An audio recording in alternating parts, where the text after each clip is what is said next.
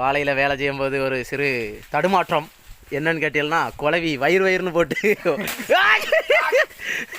குழவி கூட சண்டை போட்டு நடக்காரு. இப்போ கொட்டும் மாங்குன்னு எதான் கொட்டி விடாம இல்லை காற்று வீசுத்தாரு, குழவிக்கே காற்று வீசுத்தாரு. கொட்டு பழமோ 3 எண்ணம் கொட்டி விட்டா அதுக்கு மருந்து என்ன செய்யலாம் பக்கர்? மருந்து அதெல்லாம் ஒன்றும் கிடையாது, மோண்டு குடிக்கணும்.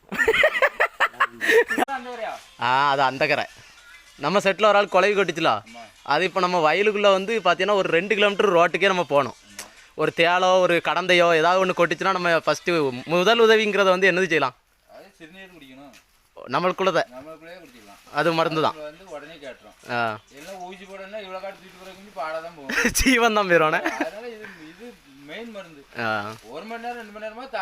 சரி சரி, அது ஒன்றும் தப்பு இல்லை.